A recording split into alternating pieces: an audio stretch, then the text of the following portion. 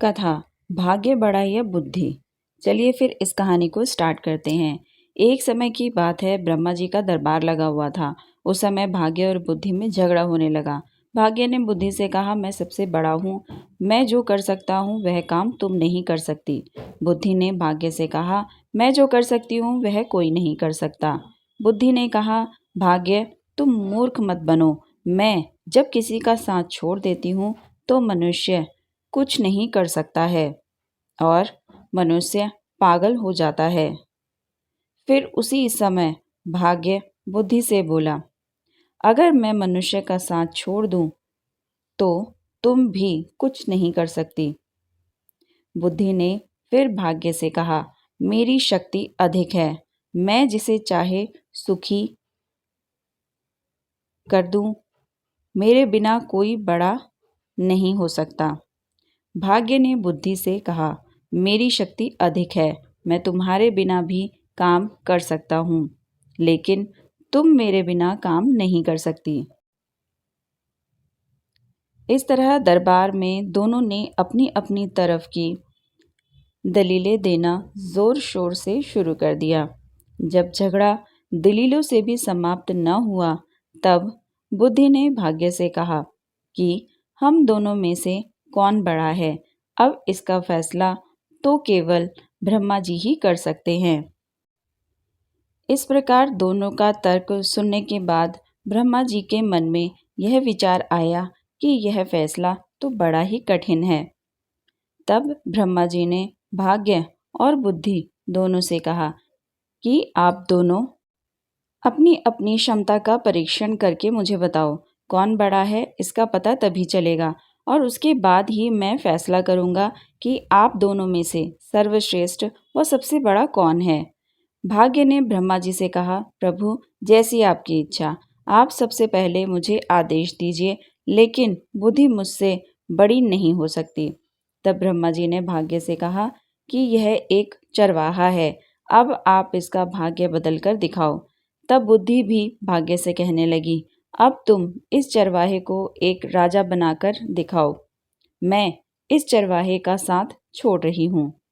तब भाग्य उस चरवाहे को राजा बनाने की सोचने लगा। भाग्य चरवाहे के पास गया और उस चरवाहे के पास भाग्य ने देखा कि इस चरवाहे के पास तो केवल 3 ही बकरियां हैं और एक टूटी सी झोपड़ी है और चरवाहा सारे दिन उन बकरियों को चराने में लगा रहता है। भाग्य ने देखा कि चरवाहे के पैरों में चप्पल जूते भी नहीं हैं। अब भाग्य ने पासा पलटा और भाग्य ने सोने के जूते देकर उस स्थान पर रख दिए जिस स्थान से होकर चरवाहा रोज निकलता था। जब उस चरवाहे ने देखा कि उसके मार्ग में सोने के जूते पड़े हैं, तो वह चरवाहा समझ ही नहीं सका कि ये जूते सोने के हैं। उस चरवाहे ने वे जूते अपने पैरों में पहन लिए और सोचा, चलो अब ये जूते पहनने के काम आएंगे। वह चरवाहा रोजाना उन जूतों को पहनकर जंगल में जाता, बकरियां चराता और लकड़ियां काट कर लाता, लेकिन उसके जीवन में कोई बदलाव नहीं हुआ। उसकी बुद्धि भी उसका साथ छोड़कर चली गई थी। भाग्य ने उस चरवाहे का खूब साथ दिया, लेकिन उसके जीवन में कोई भी बदलाव नहीं हो रहा था। भाग्य सोचने लगा, मैंने इस चरवाहे को राजा बनाने का वादा किया था, लेकिन इस चरवाहे ने तो कोई भी बदलाव नहीं आया है। यह चरवाहा तो पागलों की तरह से रहता है। तब बुद्धि ने भाग्य से कहा, देख लिया तुमने, मैं इस चरवाहे के साथ नहीं हूँ तो यह चरवाहा कुछ भी नहीं कर पा रहा है। फिर कुछ दिन और बीते। एक देश का राजा जिसका नाम तेज प्रताप था। राजा तेज प्रताप का एक सौदागर था जो रोजाना अपने ऊंटों पर पीतल लादकर उसे बेचने जाता था। वह सौदागर रोजाना उस मार्ग से निकलता था जिस मार्ग से रोजाना चरवाहा जंगल के लिए जाया करता था। एक दिन उस सौदागर ने रास्ते में देखा कि एक चरवाहा है जिसके पैरों में सोने के जूते हैं, लेकिन वह उनकी कदर नहीं कर रहा है। सौदागर ने सोचा कि शायद यह चरवाहा इन सोने के जूतों के बारे में कुछ भी नहीं जानता होगा। तब उस सौदागर ने चरवाहे के पास जाकर उससे पूछा, भाई, ये जूते तुम्हें कहाँ से मिले? चरवाहे ने सौदागर से कहा कि ये जूते मुझे जंगल के रास्ते में पड़े हुए मिले थे। उस सौदागर ने कहा कि यह जूते आप मुझे बेच दो। चरवाहे ने सौदागर से कहा, हाँ, मैं इन जूतों को बेच दूंगा, क्योंकि इनको मैं बहुत दिनों से पहन रहा हूँ, पर ये जूते फटते ही नहीं हैं। सौदागर ने कहा, तो बताओ इसके बदले में तुम क्या लोगे? चरवाहे ने कहा, इसके बदले में तुम मुझे 1 किलो आटा दे देना, जिससे कुछ दिनों तक मेरा और मेरी माँ की रोटी का काम चलेगा। सौदागर ने कहा, मंजूर है। और 1 किलो आटे के बदले सौदागर ने उस चरवाहे से सोने के जूते खरीद लिए। फिर बुद्धि भाग्य के पास आई और भाग्य से बोली, हे भाग्य, ये क्या हो रहा है? आप कहाँ सो गए हो? जिस चरवाहे को आप एक राजा बनाना चाहते थे, उसने तो आपके दिए सोने के जूतों को 1 किलो आटे में बेच दिया। तब भाग्य ने बुद्धि से कहा, बुद्धि, आप अभी चुपचाप रहो और देखते रहो मैं क्या करता हूँ। भाग्य बोला, मैं इस चरवाहे को राजा बनाकर ही रहूंगा। बुद्धि ने भाग्य से कहा, ये राजा के चक्कर में आप इस चरवाहे को मार मत देना, क्योंकि ये चरवाहा बुद्धि के बिना कुछ नहीं कर सकता है। भाग्य ने फिर पासा पलटा और इस बार हीरे से जड़ित सोने के जूते फिर दोबारा से जाकर उसी स्थान पर रख दिए जहां से वह चरवाहा जाता था। फिर उसी रास्ते से चरवाहा फिर निकला तो उसने देखा कि ये जूते तो पहले से और भी ज़्यादा अच्छे हैं। उसने सोचा, चलो इनको भी पहन लेता हूँ। उस चरवाहे ने उन जूतों को भी पहन लिया और फिर जंगल में अपनी बकरियों को चराने के लिए चला गया। एक दिन उसी रास्ते से होते हुए फिर से वही सौदागर अपना माल बेचने जा रहा था। उस सौदागर ने फिर से उसी चरवाहे के पैरों में पहले से भी अति सुंदर स्वर्ण हीरे से जड़ित सोने के जूते देखे और चरवाहे के पास जाकर उससे कहा, भाई, क्या ये जूते भी तुम मुझे बेच दोगे? चरवाहे ने कहा, हाँ, मैं इन्हें भी बेच दूंगा, लेकिन इस बार बदले में आपको मुझे 1 बोरी भुने हुए चने देने पड़ेंगे।